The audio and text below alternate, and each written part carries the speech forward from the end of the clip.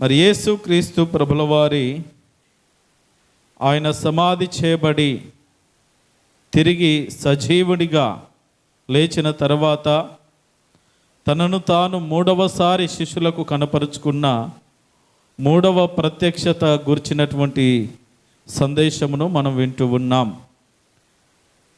యోహాను సువార్త 21వ అధ్యాయము 14వ వచనంలో వ్రాయబడినటువంటి మాట, యేసు మృతులలో నుండి లేచిన తర్వాత శిష్యులకు ప్రత్యక్షమైనది ఇది మూడవసారి. మొదటిసారి యేసు ప్రభుల వారు లేచిన వెంటనే, అంటే అదే రోజున ఆదివారపు దినమున మగ్దలేని మరియా స్త్రీలకు కొంతమందికి కనబడ్డాడు సమాధి దగ్గర. తర్వాత అదే రోజు సాయంకాలమున శిష్యులందరూ కూడా ఒక గదిలో ఉంటుండగా వారికి ప్రత్యక్షమయ్యాడు. మరలా వారం రోజుల తర్వాత 8 దినములకు మరి అందులో మొదటి 2-3 సార్లు కనబడ్డప్పుడు తోమా అందులో లేడు. రెండవ ప్రత్యక్షతలో అనగా శిష్యులకు కనబడిన, అది వరకు శిష్యుల కంటే ముందు స్త్రీలకు కనబడ్డాడు. ఇక్కడ రాయబడిన మాట బాగా అర్థం చేసుకోవాలా. యేసు ప్రభుల వారు మృతుల్లో నుండి లేచిన తర్వాత శిష్యులకు ప్రత్యక్షమైనది ఇది మూడవసారి. మరి అంతకుముందు స్త్రీలు కొంతమంది వేరే ఇతరులు కూడా చూశారు. అయితే శిష్యులకు మాత్రము ఇది మూడవ ప్రత్యక్షతగా మనము పరిగణించాలి. జ్ఞాపకం చేసుకుందాం ప్రేమైన దేవుని బిడ్డలారా. ఇక్కడ వ్రాయబడినటువంటి మాట, మరి యేసు ప్రభుల వారు రెండవసారి తోమా ఉన్నప్పుడు కనబడ్డాడు. ఇప్పుడు మూడవసారి వీళ్ళందరూ కూడా ఎక్కడ ఉన్నారంటే యోహాను సువార్త 21వ అధ్యాయం 1వ వచనము చదవండి. అటు తరువాత యేసు తిబేరియా సముద్ర తీరమున శిష్యులకు మరల తనను తాను ప్రత్యక్షపరుచుకునెను. ఆయన తను ప్రత్యక్షపరుచుకున్న విధము ఏదనగా, సీమోను పేతురును, దిదుమానబడిన తోమాయు, లెక్కబెట్టండి ఎంతమంది ఉన్నారా, గల్లెలోని కానా అను ఊరివాడగు నతనయేలును, జబదయి కుమారులను, ఆయన శిష్యులలో మరి 2 కూడి ఉండిరి. ప్రేమణ దేవుని బిడ్డలారా, జ్ఞాపకం చేసుకుందాం. మొదటి 2 ప్రత్యక్షతలు యేసు ప్రభుల వారు శిష్యులను దర్శించినది ఒక గృహంలో దర్శించడం జరిగింది. ఈ మూడో ప్రత్యక్షత మాత్రము మరి తిబేరియా సముద్ర తీరమున, అనగా గలిలయ సముద్ర తీరము దగ్గర ప్రత్యక్షమైనటువంటి రీతిని మనం గమనించగలుగుతాం. ప్రేమణ దేవుని బిడ్డలారా, జ్ఞాపకం చేసుకుందాం. అంటే వీళ్ళు అప్పటి వరకు ఇంటి లోపల ఉన్నారు. ఎప్పటి నుండి దరిదాపుగా కాస్త మనము రఫ్గా లెక్కేసుకుంటే కనుక యేసు ప్రభు తిరిగి లేచిన తర్వాత మొదటి ప్రత్యక్షత అదే రోజు జరిగింది. రెండవ ప్రత్యక్షతకు ఒక వారం రోజుల గ్యాప్ వచ్చింది. ఇది మూడవ ప్రత్యక్షత. సరే, ఇంకో 2-3 రోజులు వేసుకోండి, మొత్తం మీద 10 రోజులు వేసుకోండి. అంటే దరిదాపుగా ఒక 2 వారాల వరకు కూడా వీరికి పోషణ లేదండి. శిష్యులకు ఏ విధమైన పోషణ లేదు. ఎందుకంటే అప్పటి వరకు యేసు ప్రభుల వారితో ఉన్నారు. ప్రభువు ఏది తింటున్నాడో ఆయన తిన్నా తినకపోయినా వీళ్ళకు వండుకోమని చెప్పేవాడు, వాళ్ళకు భోజనం పెట్టించేవాడు. అంతవరకు పోషణ గురించి వారికి ఏ విధమైన ఇబ్బంది లేదు. ఏమైనా వచ్చిన కానుకలు వాటిని పట్టుకొని ఇంత ఉపయోగించుకొని వాడుకుందామంటేనేమో ఉన్న కానుకలను ఎత్తుకపోయి పొలం కొనుక్కోవడానికి పెట్టాడు మహానుభావుడైన ఇస్కరియోతు యూదా. అవి చాలదన్నట్టుగా మరి ఇలా ప్రభువును కూడా అమ్మేసుకున్నాడు కదా. ఆ డబ్బులన్నీ తీసుకెళ్ళి అక్కడ పెట్టేశాడు. జాగ్రత్తగా గమనించండి, వాళ్ళ దగ్గర ఏమి లేదు.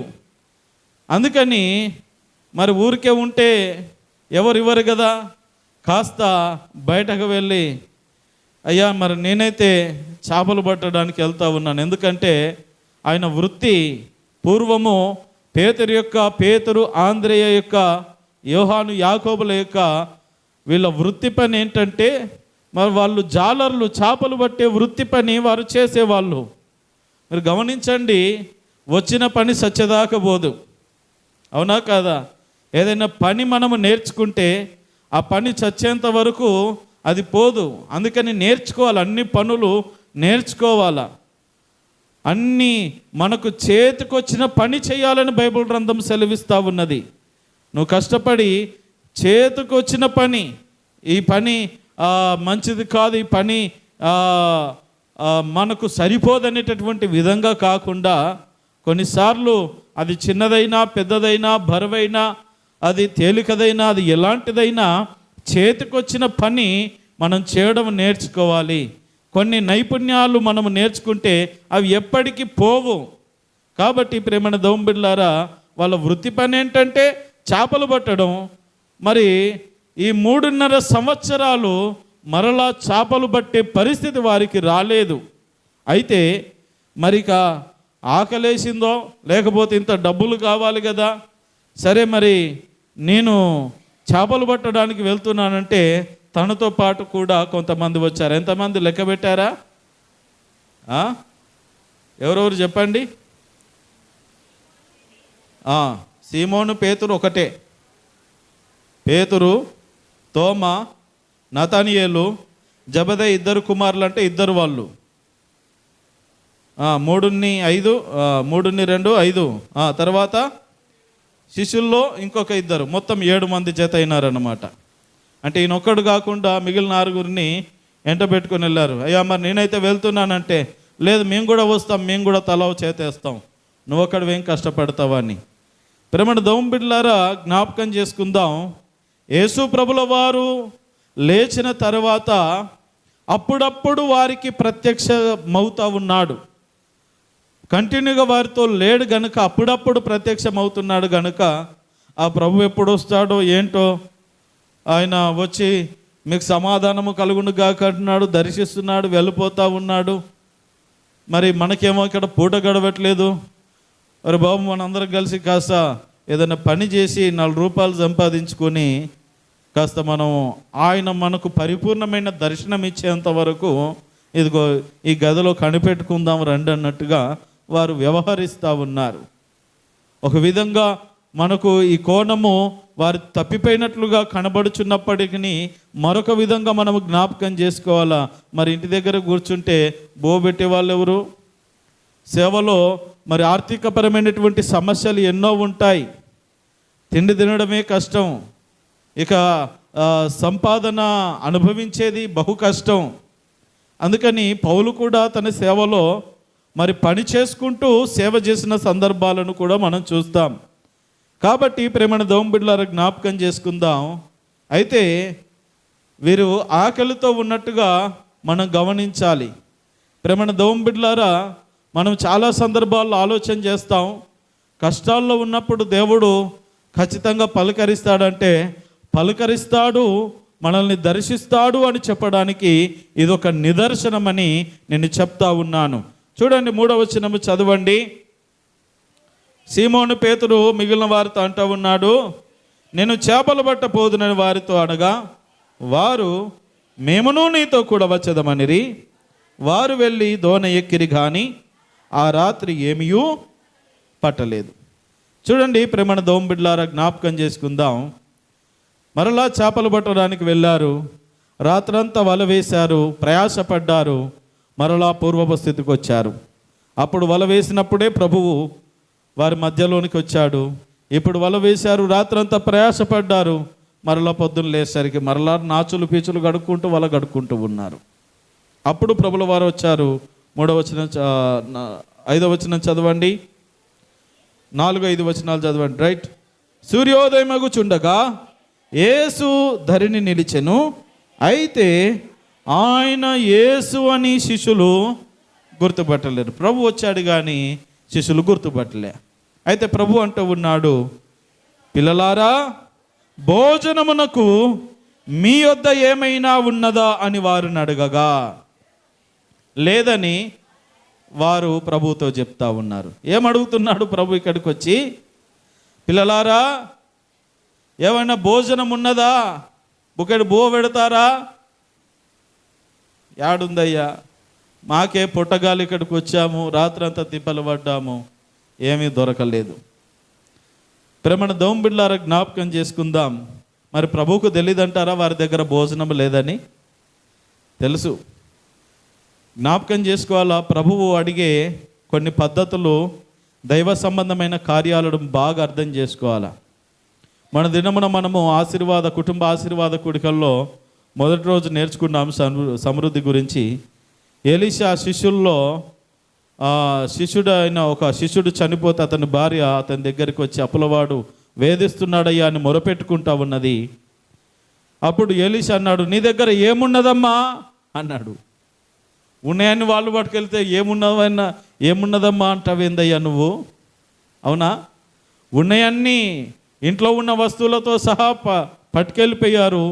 ఒక లాస్ట్కు ఇంత కుండలో కొంచెం నూనె ఉన్నది, కుండ ఉన్నది. ఆ కుండ ఏం చేసుకోబోతావులే, మనం మార్గ మధ్యలో తీసుకెళ్ళిపోతా ఉంటే పగిలిపోతుంది, ఎందుకులే, దాంతో మనం ఏం చేసుకోలే, వాళ్ళు వదిలిపెట్టి వెళ్ళారు. ఒక కుండ ఉన్నదయ్యా, దాంట్లో ఇంత నూనె ఉన్నదయ్యా. రైట్, ఆ కుండ కాదు కానీ ఇంకా మీ ఊర్లో మీ వీధుల్లో ఎన్ని కుండలు దొరుకుతాయి అన్ని కుండలు తెచ్చుకోమ్మా అన్నాడు. కుండలు తెచ్చుకున్నాను సార్.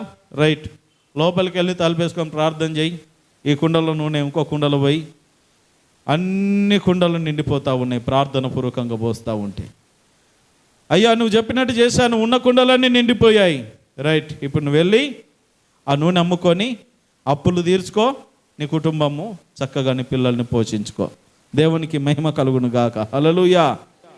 ఏలియా కరువు వస్తుంది అని దేవుడు చెప్పమన్నాడు. 3.5 సంవత్సరాలు వర్షం పడదని ప్రవచనమైతే చెప్పమన్నాడు, చెప్పాడు. తినడానికి ఈయనకు తిండి లేకుండా పోయింది. ప్రభువా ఇప్పుడు నా పరిస్థితి ఏంటి? ఎక్కడికి పంపించాడు? బాగా ఉన్న వాళ్ళ ఇంటికి పంపించాడా? ఓ సంవత్సరానికి సరిపడే ధాన్యం ఉన్న వాళ్ళ ఇంటికి పంపించాడా దేవుడు? వాళ్ళు కూడా ఇలాంటి వాళ్ళు అంటే ఒక పూట భోజనం చేసి చచ్చిపోతాం అనుకునే వాళ్ళ ఇంటికి పంపించాడు. ఎలా ఉన్నదంటే ఇక ఏమీ దిక్కులేక ఒక పూట భోజనం చేసి చనిపోతామన్న వాళ్ళ ఇంటి దగ్గరికి వెళ్ళి ఉన్నదే ఇద్దరికి కూడా సమృద్ధిగా సరిపోదు ఆహారము. మూడో వ్యక్తి చేరి, అమ్మ మొదటిగా నాకు అప్పం తీసుకురా, తర్వాత మీరు చేసుకోండి, ఇక్కడ మాకే లేదు గీసుకదింది అనుకో, నీకేమే సిద్ధము నాయన. ప్రేమణ దౌంబిడ్లారా, దేవుని కార్యాలు చాలా విచిత్రంగా కనబడతా ఉంటాయి. ఏమీ లేదని ప్రభు కూడా తెలుసు, దేవునికి తెలుసు సారెపద విధవరాల దగ్గర ఏమీ లేదని. కానీ ఏలియాని అక్కడికే పంపించాడు, అతని ద్వారానే ఆశీర్వాదం ఇవ్వడానికి. ఇదిగో ఇక్కడ శిష్యుల దగ్గరికి వచ్చాడు, మీ దగ్గర ఆహారమునకు ఏమైనా ఉన్నదా? చూస్తే కనబడుతుంది కదా, వలలు గడుగుతూ ఉన్నారు, ఏమీ లేదు, రాత్రంతా ప్రయాసపడ్డారు, మరలా సేమ్ టు సేమ్ పూర్వపు స్థితిలోనికి వచ్చారు. ఏమి లేదు ప్రభువా, మా దగ్గర ఏమి లేదండి అని అన్నారు. సరే మంచిది, నేను ఒక పని చెప్తాను, మీ దోణి ఎక్కండి, కుడివైపున వల వేయండి, కాస్త దూరం వెళ్ళి మీకు చేపలు పడతాయి అన్నారు. వారు వెళ్ళిన తర్వాత ప్రేమణ దౌంబిడ్ల చేపలు పట్టడానికి మరలా లోపలికి వెళ్ళారు, వల విసిరారు. మీరు గమనించినట్లయితే దరిదాపుగా ఎన్ని చేపలు పడ్డాయంటే ఇక్కడ 153 గొప్ప చేపల చేత వల నిండి ఉన్నదని 11వ వచనంలో మనం చూస్తాం. దేవునికి మహిమ కలుగును గాక. పెద్ద చేపలు 153 పెద్ద చేపలు పడ్డాయి. దరిదాపుగా వాళ్ళకి తిరుగు లేకుండా ఒక 2-3 నెలల భత్యం వచ్చినట్టే వాళ్ళకి. దేవుడు మన చెంత ఉంటే గొప్ప అద్భుత కార్యాలు జరుగుతాయి. ఇక్కడ మనం ఆలోచించవలసిన విషయం ఏంటంటే, వారి దగ్గర తినడానికి వాళ్ళకే లేదు, ప్రభు వెళ్ళి అడుగుతా ఉన్నాడు, భోజనమునకేమైనా ఉన్నదా? ఎందుకు అడిగాడో తెలుసా? వారికి భోజనం పెట్టడానికే ప్రభు మాట అడుగుతూ ఉన్నాడు.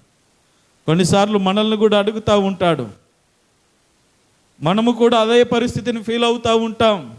కొన్నిసార్లు మనం ప్రకటనలు విన్నప్పుడు కూడా మనం ఏదైనా వెనకాల మందిరం నిర్మాణం పనులు చేపట్టుకుంటున్నాం, అందరూ కుటుంబానికి 2-3 వేలు 5 వేలు ఇవ్వండి అని ప్రకటన.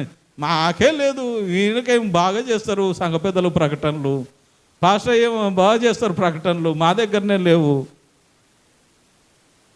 లేనప్పుడే అడుగుతూ ఉంటాడు దేవుడు. ఉన్నప్పుడు ఏమున్నది? లేనప్పుడు ఇస్తేనే కదా ఆశీర్వాదం. ప్రభు కూడా లేని వాళ్ళను చూసే ఘనపరిచాడు. ఓ రోజు ఆదివారం పూట సమాజ మందిరంలో కానుకలు వేస్తూ ఉంటే కానుకలు పెట్టే దగ్గర కూర్చుంటా ఉన్నాడు. వచ్చిన వాళ్ళందరూ కూడా కొంతమంది వందలకు వందలు, వేల రూపాయలు ఖరీదైనటువంటి ఆ డబ్బులు అందులో కానుకల పెట్టెలో వేస్తూ ఉన్నారు. ఒక పేద విధవరాలు వచ్చి 2 కాసులు ఉన్నాయి, 2 కాసులు దేవునికి సమర్పించి వెళ్ళిపోయింది. ప్రభు అన్నాడు వెంటనే, ఇక్కడ మీరందరూ కూడా మీకున్న దానిలో నుండి, అంటే 100 రూపాయలు ఉంటే 50 రూపాయలు వేయడం గొప్ప విషయం ఏం కాదు. 100 రూపాయలు ఉంటే 100 రూపాయలు వేయడం గొప్ప విషయం, అంటే ఉన్నదంతా ఇచ్చేయడం. కాబట్టి మీకున్న దానిలో నుండి, సమృద్ధిలో నుండి మీరు కానుకలు వేశారు. కానీ ఈ మహాతల్లి తనకు ఏమీ లేదు, ఇంకా ఈ రూపాయలు తప్పితే ఇంకో ఆధారం కూడా లేదు. కానీ దేవుని సన్నిధికి వచ్చి తనకున్నదంతా జీవనమంతా వేసినని ప్రభు అక్కడ సాక్ష్యం ఇచ్చినట్లుగా చూస్తూ ఉన్నాం. దేవునికి మహిమ కలుగును గాక. హల్లెలూయా. చూడండి ప్రేమని దేవుని బిడ్డలారా, వారి దగ్గర భోజనము లేదని ప్రభువుకు తెలుసు, కానీ వారికి భోజనము పెట్టడానికే ఆ మాట అడిగాడని మనం జ్ఞాపకం చేసుకోవాలి. మనకి ఏమి కావాలో దేవునికి ఖచ్చితంగా తెలుసు. ఏం కావాలో, ఎప్పుడు కావాలో, మనం ఏ స్థితిలో ఉన్నామో సమస్తము దేవునికి తెలుసు. ప్రేమణ దేవుని బిడ్డలారా, మా దగ్గర ఏమి లేదు సార్ అని చెప్పగానే, సరే మీరు కాస్త లోపలికి వెళ్ళి కుడివైపున వల వేయమన్నాడు. వల వేశారు, పెద్ద చేపలు పడ్డాయి. మీరు గమనించినట్లయితే చూడండి, మొదటిగా మనం గమనించినట్లయితే ఈ యొక్క 5వ వచనంలో ఆహారం అడిగాడు. ఏమడిగాడు? ఆహారము అడిగాడు. అంటే వీళ్ళు ఆహారం పెట్టేదాకా ప్రభువు వెయిట్ చేయాలి, అవునా కాదా? మీరు మరొక వచనం చదవండి, 9వ వచనం చదవండి. వారు దిగి దరికి రాగానే అక్కడ నిప్పులను, వాటి మీద ఉంచబడిన చేపలను, రొట్టెయు కనబడను. ఎవరికి? శిష్యులు మరలా తిప్పలు పడ్డారు. లోపలికి వెళ్ళి వల వేసి చేపలు పట్టుకురాపండి అని చెప్పాడు. కుడివైపున వల వేయమన్నాడు. వారు వెళ్ళారు, వల వేశారు. వల మాత్రం పిగలకుండా దేవుడు మహత్కార్యం చేశాడు. వాటిని మొత్తం మీద దోణెలు ఎక్కించుకొని బయటకి అనగా ఒడ్డునకు తీసుకొచ్చేసరికి ఆడ నిప్పు పొయ్యి పెట్టాడు. చక్కగా చేపలు ఉన్నాయి ప్రభు దగ్గర, రొట్టెలు ఉన్నాయి. మరి రొట్టెలు ఎక్కడి నుండి వచ్చినాయో, చేపలు ఎక్కడి నుండి వచ్చినాయో ఎవరికి అర్థం కావట్లేదు. అరే, ఇప్పుడే కదా మనల్ని ఆహారం అడిగింది. పిల్లలారా, మీ ఇద్దరు తినడానికి ఏమైనా ఉన్నదా అని అడిగాడు. మేము వచ్చేసరికి మాకు తినడానికి సిద్ధం చేస్తూ ఉన్నాడు. ఈయనేం దేవుడు రా నాయన, ఈయనేం ప్రభు రా నాయన అన్నట్టుగా కాస్త ఆశ్చర్యపోతా, వాళ్ళ అద్భుతాల మధ్యలో విస్తుపోతూ ఉన్నారు. ప్రేమణ దేవుని బిడ్డలారా, వారు వచ్చేసరికి వారికి ఆహారం సిద్ధం చేశాడు ప్రభు.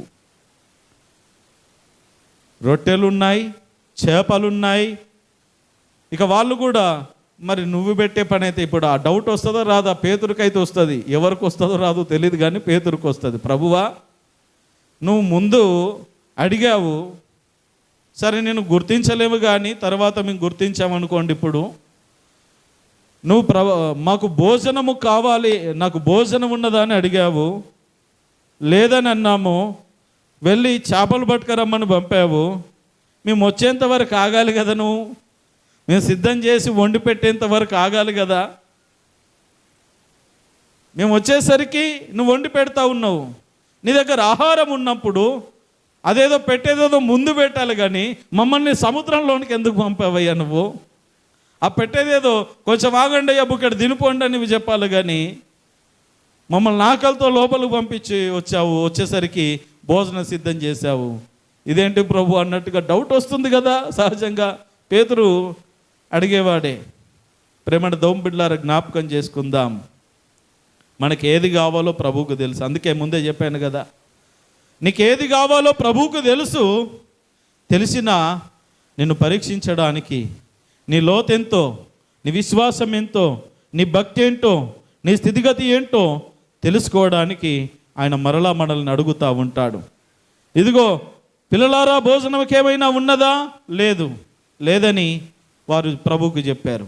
కానీ వారు తిరిగి కష్టపడి బయటకు వచ్చేసరికి, ఒడ్డునకు వచ్చేసరికి రుచికరమైనటువంటి భోజనాన్ని సిద్ధం చేశారు. ఇప్పుడు మరి పేతురుకు డౌట్ వస్తుందని చెప్పాను కదా, ఆ డౌట్ రాకుండా మరి ఇంత ప్రయాసపడి మేము పట్టుకొచ్చిన చేపలు ఏం చేయాలి ప్రభువా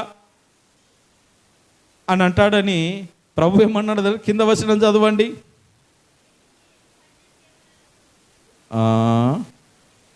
రైట్. యేసు మీరిప్పుడు పట్టిన చేపలలో కొన్ని తీసుకొని రండి అని వారితో. రైట్. ఇప్పుడు ఎన్ని చేపలు పడ్డాయి? 153 పెద్ద చేపలు పడ్డాయి. మరిక వాళ్ళు ప్రయాసపడిందంతా వేస్ట్ అయిపోతుంది కదా, వాళ్ళకు కూడా కొంచెం సంతృప్తి ఉండాలా. అందరికీ సరిపడా చేపలు ఉన్నాయి, రొట్టెలు ఉన్నాయి అక్కడ. సరే మీరు కూడా ప్రయాసపడి చేపలు పట్టుకొచ్చారు కదా నాయన, తిప్పలు పడి. సరే మీరు పట్టుకొచ్చిన దాంట్లో కూడా 2-3 పట్టుకరండి, వాటిని కూడా కాల్చుకొని తిందాం. మీ ప్రయాస, మీ ఆశ ఎందుకు కాదనాలి, తీసుకురండి అని చెప్పినప్పుడు ఆ గొప్ప చేపల్లో కొన్ని చేపలు తీసుకొచ్చారు. వాటిని కూడా చక్కగా ప్రభువు వాటిని కాల్చి వండి ప్రేమన దోంబిడ్లారా వారికి వడ్డించాడు ఆయనే స్వయంగా. చదవండి, క్రింద 13వ వచనము చదవండి.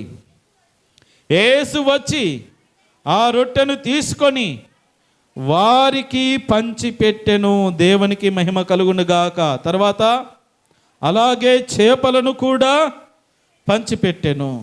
చూసారా, చేపలంటే వీళ్ళ దగ్గర ఉన్నాయి. వాళ్ళు చేపలు బయటకు అనగా ఒడ్డునకు తేకముందే ప్రభు దగ్గర ఆల్రెడీ చేపలు ఉన్నాయి, రొట్టెలు ఉన్నాయి. అలాగని ఆయన సముద్రంలోకి వెళ్ళి అక్కడికి వెళ్ళి కొనుక్కొని వచ్చి మహత్కార్యమును చేయలేదు, వండి పెట్టలేడు. వారు వచ్చేసరికి వారికి కావలసిన రొట్టెలు, చేపలు అందరికీ, వీళ్ళు 7 ప్రభువు మొత్తం అందరికీ కావలసినటువంటి చేపలు ఉన్నాయి, రొట్టెలు ఉన్నాయి. దాంతోపాటు ఇంకా మీ ఆశ నేనెందుకు కాదనాలి, మీ దగ్గర ఉన్నది కూడా పట్టుకరండి అని చెప్పినప్పుడు వాళ్ళ దగ్గర ఉన్న ఆ చేపలను కూడా తీసుకొచ్చారు. అవి కూడా టేస్ట్ చేశారు. మొత్తం మీద వాళ్ళ ఆకలి తీర్చాడు. దేవునికి మహిమ కలుగును గాక. హల్లెలూయా, హల్లెలూయా. ప్రేమణ దేవుని బిడ్డలారా, మన ఆకలి తీర్చడానికే కొన్నిసార్లు ప్రభు మనల్ని ఆహారం అడుగుతాడు. మన ఆర్థిక అవసరతలు తీర్చడానికే ఆయన మనల్ని ధనము, 10వ భాగాలు కానుకలు అడుగుతాడు. మీరు నాకు ఇవ్వవలసిన 10వ భాగాలు ఏవి? మనం అనుకుంటాం అవన్నీ నీకు ఇస్తే మాకేముంటాయి నాయన. ఇచ్చేది ఇవ్వమనేది ఎందుకొరకంటే నిన్ను ఆశీర్వదించడానికే. మనము దేవునికి సమృద్ధితో ఇచ్చినప్పుడు అది ఆహారం ఇస్తే ఆహారమును సమృద్ధిగా ఆయన అనుగ్రహించేవాడుగా ఉన్నాడు. మనము ధనమునిచ్చినప్పుడు మన ధనమును, ధాన్యమును సమృద్ధిగా ఆశీర్వదించి ఆకాశపు వాకిన్లు పట్టజాలని విధముగా, ఆకాశపు తూములను తెరిచే విధంగా ఆయన మన కొరకు ఆహారాన్ని, ధనమును మనకు సమకూర్చువాడుగా ఉన్నాడు. దేవునికి మహిమ కలుగును గాక. హల్లెలూయా. అందుకని మనం ఏం చేస్తాం తెలుసా, మనము నొచ్చుకుంటూ కొంచెం ఇచ్చి ఇయ్యలేక ఇలా సర్దుకుంటూ ఇచ్చామంటే ఆశీర్వాదాలు కూడా అలాగే ఉంటాయి. అందుకే దేవునికి ఇచ్చే విషయంలో అది ఏదైనా సరే ప్రేమణ దేవుని బిడ్డలారా ధారాళముగా ఉండాలా, మనస్ఫూర్తిగా ఉండాలా, సంతోషముగా మన గుప్పిలి దేవుని కొరకు ఇలా విప్పితే ఆయన గుప్పిలి మన కొరకు విప్పుతాడు. మన దేవుని బిడ్డలారా జ్ఞాపకం చేసుకుందాం. ఇక్కడ మనం జ్ఞాపకం చేసుకున్నట్లయితే ప్రభువు వారికి ఆహారము అడిగింది, వారిని ఆహారం అడిగింది, వారికి ఆహారం పెట్టడానికి అని మనం జ్ఞాపకం చేసుకోవాలా. ఈ రోజున మన రెక్కల కష్టాన్ని దేవుడు ఆశీర్వదించేవాడుగా ఉన్నాడు. మన చేతుల కష్టార్థమును ఆశీర్వదించేవాడు, మన ఆహార పానీయమును దీవించేవాడుగా ఉన్నాడు. మనము విడిచిన మనలను విడువని దేవుడని మనము జ్ఞాపకం చేసుకోవాలి.